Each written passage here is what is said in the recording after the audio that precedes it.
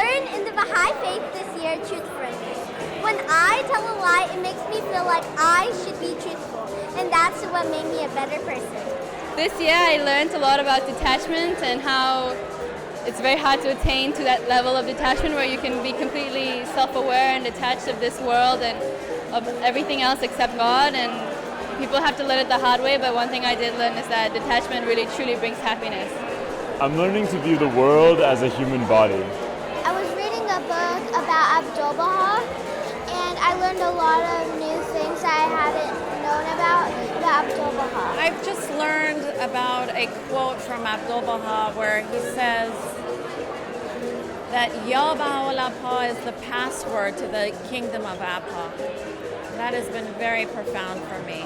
Something that really resonated with me are all the different ways that we can serve today, especially in school, in the corporations that we work in the organizations that we're a part of, in countries all over the world. I think a concept that's really resonated with me the last year is this idea of coherence and what it means to live a coherent life. And I've been thinking a lot about how that applies to my field and service, and how I can apply what's in the writings to the field that I practice, but then also what I'm learning in education, how that can also impact the work in the community, and to see that everything is really interconnected. I recently learned that in the Baha'i faith there's this idea of universal cycles that repeat infinitely, which ties into this whole idea of the Big Bang and the universe expanding and contracting over and over.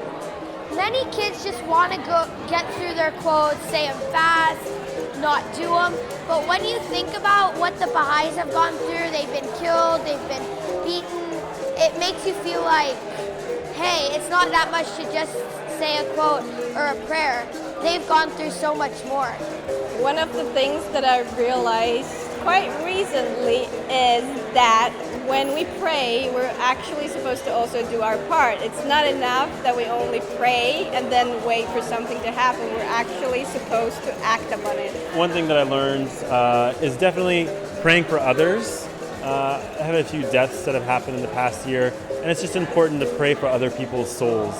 And I think, well, I knew that this past year is really, I just had some things that made me realize that I need to pray more. And so I've definitely said some more prayers for the departed and praying for the progress of other people's souls in the next world. The last year I've really learned that the challenges and the tests in life will constantly be there with me. They will never stop. They will never go away. They will never just disappear, and all of a sudden everything will be wonderful. But I've learned that until I become consciously aware of overcoming those tests, then I will actually accept them with joy and radiant acquiescence. And at that point, I will be able to take on any challenge in my life and accept it with so much radiance that nothing in this world can ever challenge me enough. And I will always be grateful for those tests and difficulties. I learned that in the Baha'i faith, I should be peaceful because peacefulness makes the world a better place.